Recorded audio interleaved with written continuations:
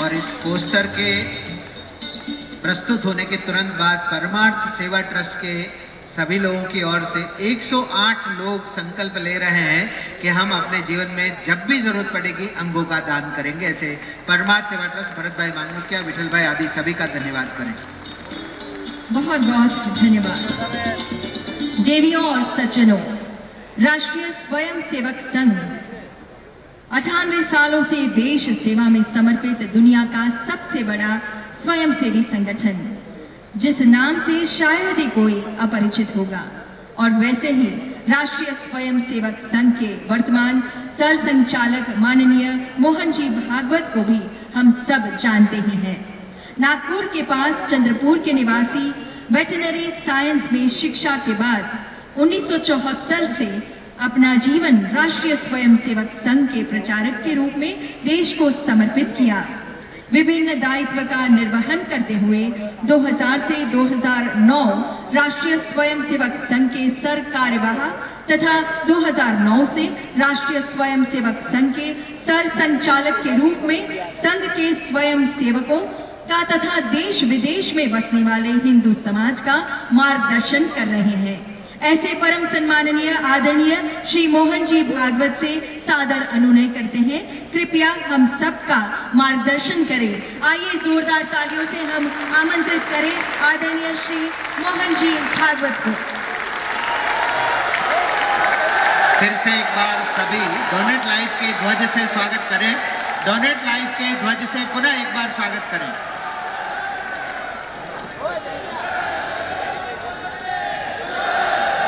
भारत माता की, भारत माता की। मंच पर उपस्थित आदरणीय सुमा भाई, आदरणीय नीलेश भाई सहित पटना और दिल्ली के दधीची देहदान समिति के कार्यकर्ताओं सहित सबको नमस्कार। सर्वप्रथम दोनों तरफ जो अंगदाता परिवार बैठे हैं, वास्तव में वो देवता स्वरूप है।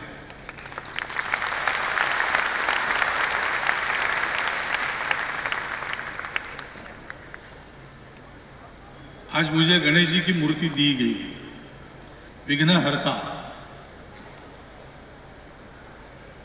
ये परिवार, उन्होंने किसी न किसी के जिंदगी के विघ्न को हरण करने के लिए अपने स्वजन के अंगों का दान किया है। तो विघ्नहर्ता गणेश जी का एक रूप इन परिवारों के सामने, हम सब लोगों के सामने है। इन सभी को वंदन करते हुए एक बात मेरे ध्यान में नहीं आती है कि यहां बोलने की तो कुछ वैसे आवश्यकता है नहीं। सब काम करने वाले यहां बैठे हैं, जिन्होंने ये काम किया है वो भी आपके सामने बैठे हैं। जिनको उसका लाभ हुआ है उन्होंने भी काम करने का संकल्प और ये काम होना चाहिए, इसकी पूरी दलील आपके सामने रखी है। इसके पीछे कृति होने के कारण इसका प्रभाव पर्याप्त है और किसी को बोलने की आवश्यकता है नहीं। परंतु आपके मन में एक प्रश्न न आए कि इन सब काम करने वालों में ये अकेला बिना काम किए क्यों बैठा है,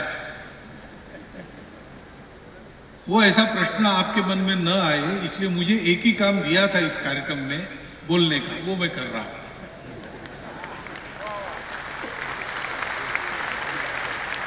अब एक बात ध्यान में रखिए कि थोड़ा इस कार्यक्रम में हम लोग अपने जोश को जरा नियंत्रण में लाए।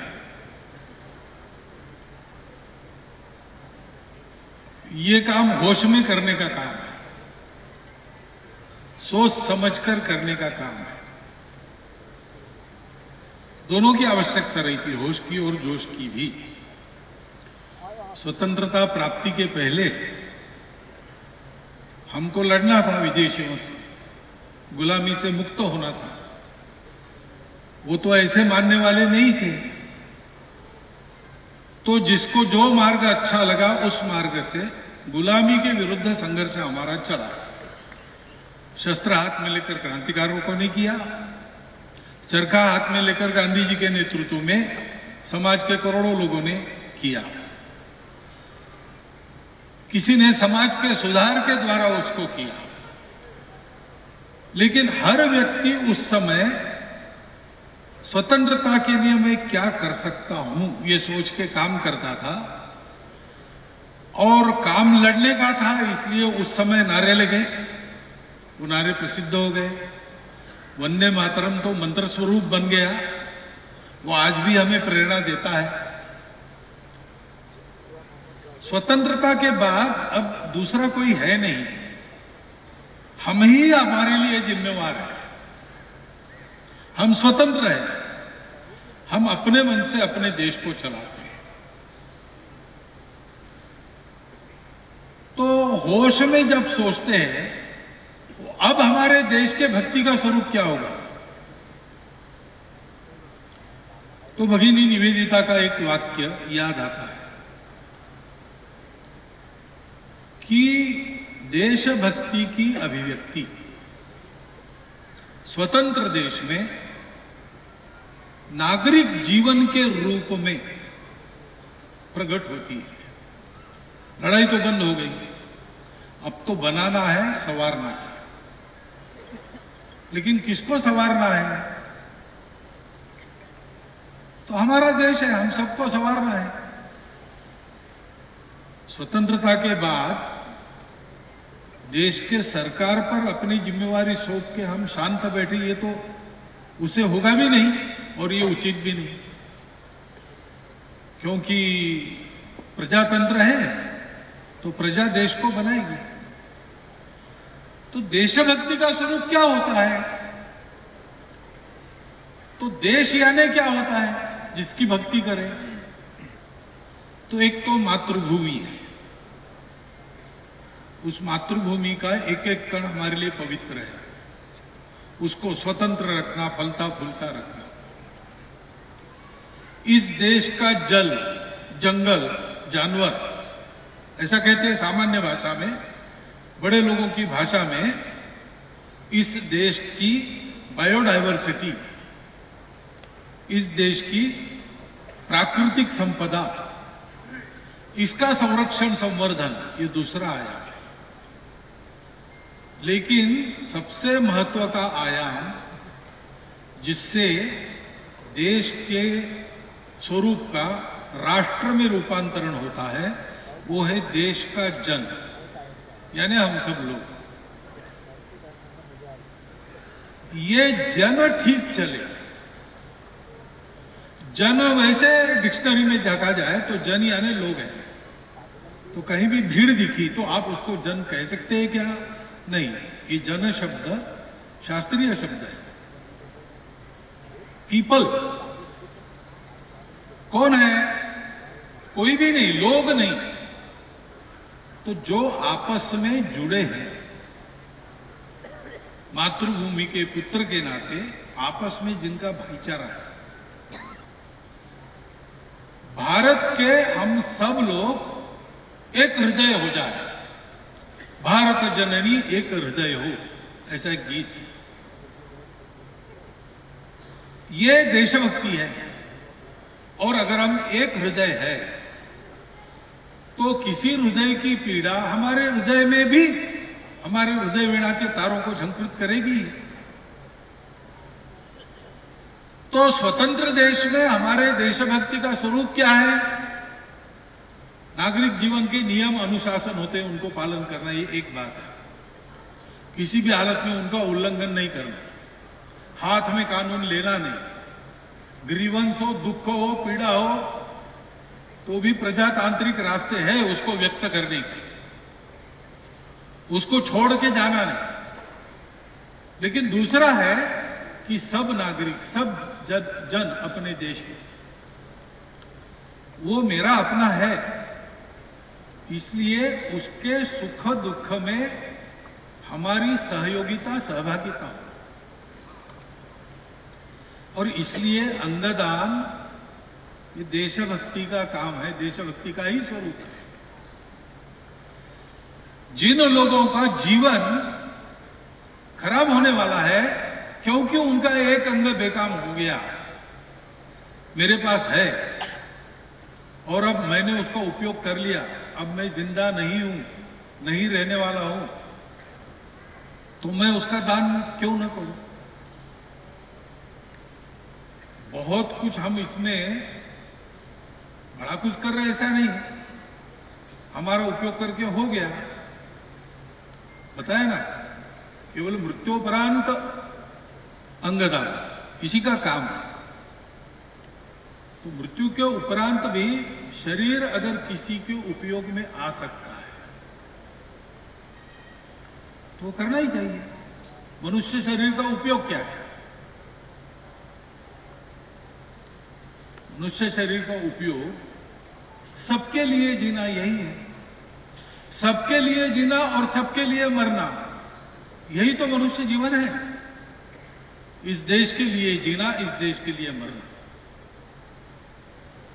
तो मरने के उपरांत भी जो जीवन बाकी है अपने शरीर में, ब्रेन डेड होने के बाद आदमी मर गया ऐसा मानते हैं, लेकिन एक साथ नहीं मर गया शरीर, कुछ अंग बाद में कुछ समय तक जीवित रहते हैं। ऐसे अंग अगर दूसरों के जीवित व्यक्तियों के उपयोग में आए तो उपयोग के लिए को उपलब्ध करा देना हमारा कर्तव्य है, मनुष्य का धर्म है। कभी कभी लोगों के मन में आता है कि दहन कार्य होने के सिवा और गति नहीं मिलेगी, लेकिन ऐसा नहीं है। कुछ व्यक्ति ऐसे होते हैं, वो कहीं विशेष परिस्थिति में उधर ही मर जाते, उनका शरीर मिलता नहीं, लेकिन बिना शरीर के उनकी भी उत्तर क्रिया होती है, गया में होती है, और भी जगह होती होगी पता नहीं। शरीर का दहन करना, शरीर को दफन करना, ये इसलिए है कि शरीर को छोड़ने के बाद जो कुछ है उसको इस शरीर का मोह न रहे। तो शरीर का मोह तो त्याग देना ही है, और इसलिए इस दृष्टि से भी इसमें कोई गलती नहीं है। शास्त्र निषिद्ध ये काम नहीं है, गति वगैरह की चिंता भी इसमें करनी नहीं चाहिए। राजा रंतिदेव थे, 12 साल का अकाल पड़ा, प्रजावत्सल राजा थे, सब कुछ प्रजा के योगक्षेम के लिए उन्होंने दे दिया, और स्वयं 43 दिन का व्रत रखा। 43 दिन खाऊंगा नहीं, पानी पीऊंगा नहीं, और प्रजा के दुख निवारण के लिए काम करूंगा, ऐसा उन्होंने किया। और अकाल की तीव्रता कम हो गई, प्रजा मरने के कगार पर आ गई थी, वापस आ गई, धीरे धीरे सब ठीक होगा ये पक्का हो गया। 43 दिन पूरे हो गए, उन्होंने कहा कि मैं अपने व्रत का उद्यापन करता हूं। अपने महल में वापिस आए, लेकिन सब कुछ दे दिया था अकाल पीड़ा हरण के लिए, अकाल राहत के लिए। तो रानी, राजकुमार, राजकन्या और 4 जीव अब कैसे उद्यापन, भोजन कैसे करते? लेकिन 1 लोटा पानी था और 1 कटोरी सत्तू था, तो उसी के 4 भाग उन्होंने किए और भोजन के लिए बैठ गए। तो सामने एक भिखारी आ गया, कुत्ते को लेकर आ गया साथ में। उसने कहा, महाराज सबका तो अकाल ठीक हो गया, अब ठीक होगा, लेकिन मैं अकेला बच गया हूं, मुझे बहुत दिन से कुछ खाने को नहीं मिला। तो राजा ने उठ के अपना सत्तू उसको दे दिया, उसने खाया। उसने कहा, महाराज पेट तो नहीं भरा। तो रानी ने दे दिया, फिर राजकुमार ने भी दे दिया, फिर उसने कुत्ते के लिए मांग लिया, तो राजकन्या ने भी दे दिया।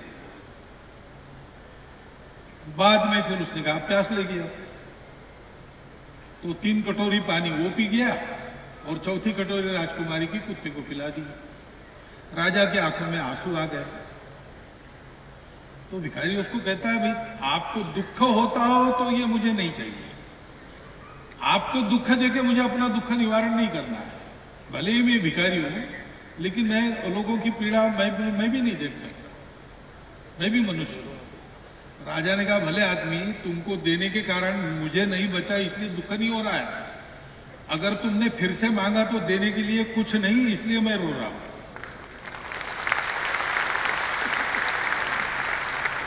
तो कहते हैं कि वो भिखारी, वो कुत्ता अंतर्धान हो गए, इंद्र प्रकट हो गया।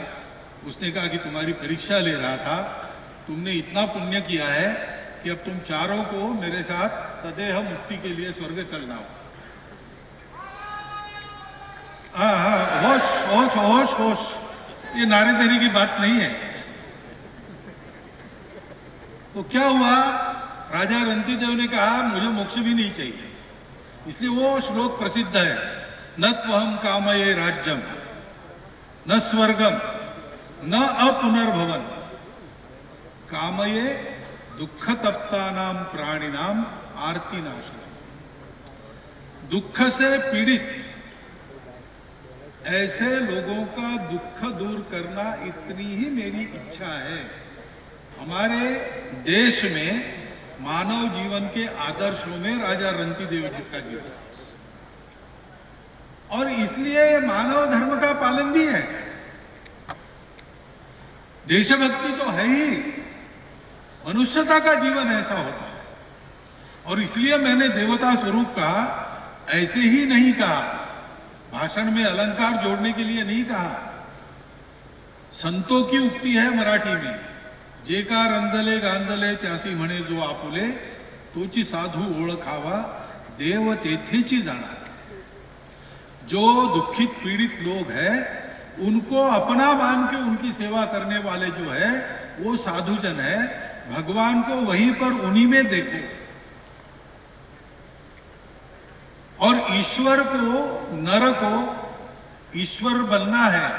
मनुष्य जीवन इसके लिए है, नर को नारायण बनने के लिए मनुष्य जीवन मिला है। जन्म जन्मांतर की यात्रा उसके लिए होती है। तो कैसे बनता है?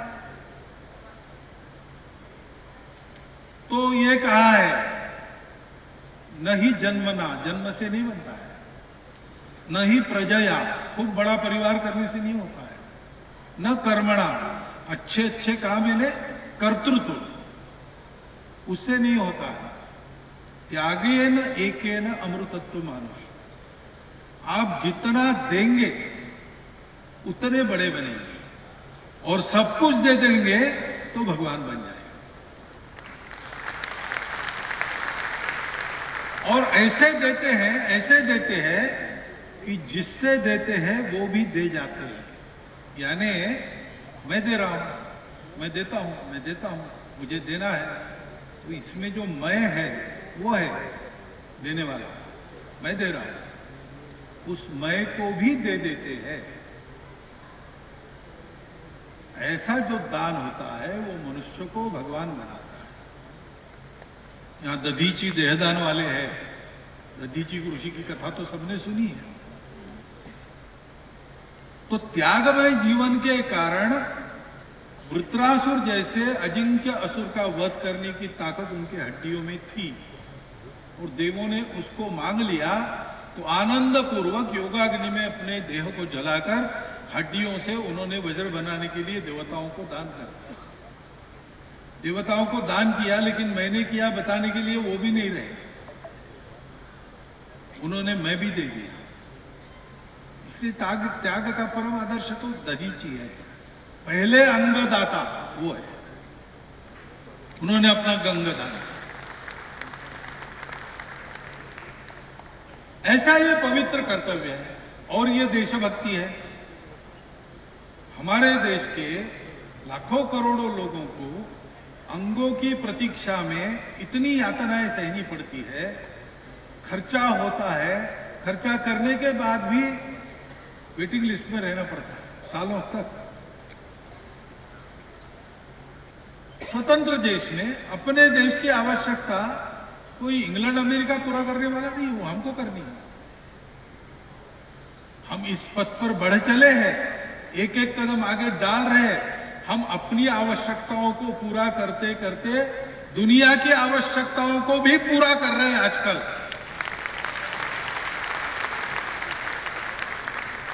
इस देश के हम वारस हैं, इस देश के हम नागरिक हैं, इस देश के अपने आप को कहते हैं, तो हमारा जीवन भी ऐसे ही होना चाहिए ना।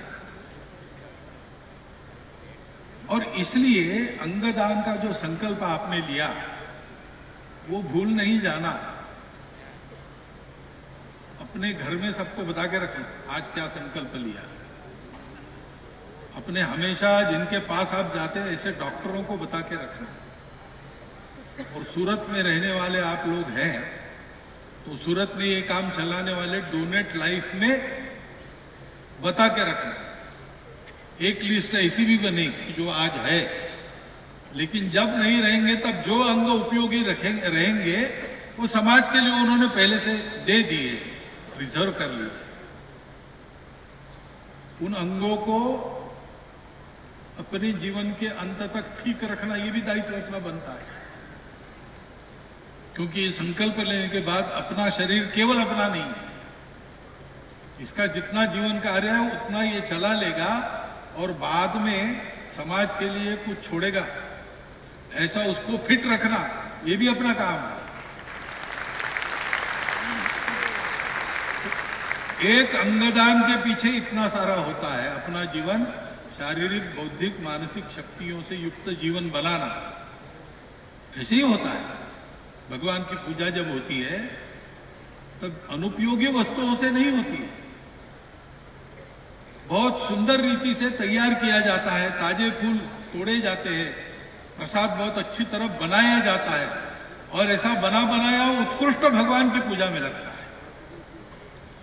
तो अपने जीवन को ऐसा बनाकर समाज रूपी भगवान के चरणों में अंतिम क्षण में अर्पण करना, ये मनुष्य जीवन की तपस्या अंगदान का संकल्प बता। और इसलिए इस काम में लगना चाहिए। और सूरत के बारे में आज जो कहा गया, मैंने 2 साल 3 साल पहले मैं आया था, उस समय मैंने कहा था देख के, और देश में भी 2-4 जगह बताया कि जहां पर समाज में आपसी रिश्ते आत्मीयता के हैं, आपसी व्यवहार सद्भाव और समझदारी का है, और इसलिए उस शहर में जो जाता है वो वापस नहीं आता है, वहीं रहता है, और जाते समय जैसा था उससे बड़ा बनता है। ऐसे भारतवर्ष में 10-5 स्थान मैंने देखे, उसमें एक सूरत है।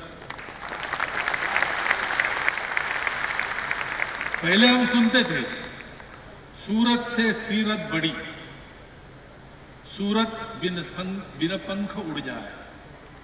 सूरत तो चली जाती लेकिन सीरत कभी न जाए। लेकिन सूरत में सूरत भी है और सीरत भी है। तो भाग्य से यह वातावरण जिनको मिला है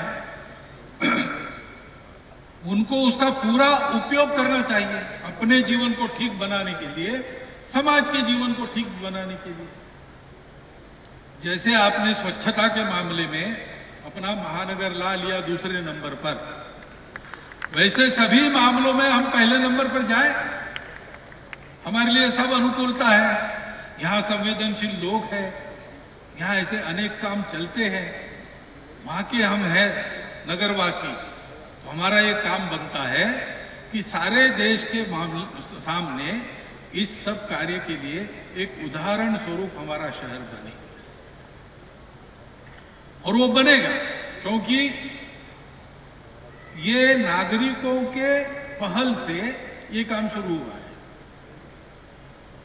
संवेदना के कारण शुरू हुआ है, आशा लेकर शुरू नहीं हुआ है, पर दुख कातर होकर शुरू हुआ है। उस दुख का अनुभव जिन्होंने लिया है उन्होंने किया है।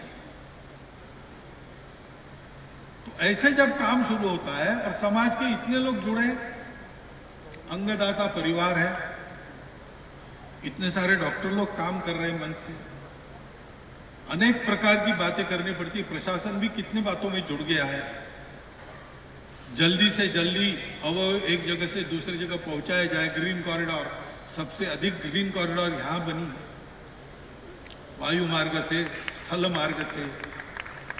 तो ये सारा जनता, शासन, प्रशासन सबका मिलकर सहयोग खड़ा होता है, तब काम होता है। हमने कोरोना में ये अनुभव किया है। कोरोना में जैसे सारा देश उठकर खड़ा हुआ एक, और सबने कुछ ना कुछ किया, जितना जिसको बनता था सबने किया। तो दुनिया में कोरोना से सबसे अच्छा लड़ने वाला और विजयी होने वाला भारत देश है। ऐसा भारत सब मामलों में बनाने के लिए अग्रवर्ती कौन रहेंगे, उसमें सूरत का नाम आना चाहिए। ऐसी यहां स्थिति है, ऐसी आपकी शक्ति है। उस शक्ति को उपयोग में लाने का एक अनुरोध करता हूं। मुझे विश्वास है कि आप ऐसा करेंगे, क्योंकि करने के लिए जो कुछ आवश्यक है वो आपके पास है, ये आपने दिखा दिया। इसको आगे बढ़ाइए। इसको आगे बढ़ाते समय जहां जहां आपको सहयोग लगेगा, वहां वहां हमारी जितनी ताकत है उतनी ताकत के साथ हम आपके साथ खड़े, हम भी करने लगेंगे। यहां भी ये हो रहा है, अन्यत्र भी ये होगा। बहुत जगह स्वयंसेवकों ने ये काम पहले शुरू कर दिया है। हम सब लोग ऐसा काम करने वाले एक व्यूह बनाकर चले, बैनर की लड़ाई ना करें, झगड़ा ना करें। अच्छा काम है, जो जो करेंगे उन सबको हाथ लगाना, जो जो करेंगे उन सबका हाथ थामना, और सबने मिलकर देश को आगे बढ़ाना। ये काम करने की प्रेरणा इस अंगदान कार्यक्रम से हमको मिलेगी, मिल रही है। उसको ठीक से ग्रहण कीजिए और सोच समझकर इस कार्य में आगे का कदम बढ़ाइए। इतनी एक बात कहता हूं, और बिना कुछ काम किए बोल रहा हूं, फिर भी आप सुन रहे हैं, इसलिए आपका धन्यवाद, आपके प्रति कृतज्ञता व्यक्त करता हुआ और ऑर्गन डोनेट उनका आभार व्यक्त करते हुए मेरे 4 शब्द समाप्त करता हूं। धन्यवाद। आपके जागरूक करने वाले संबोधन, आपकी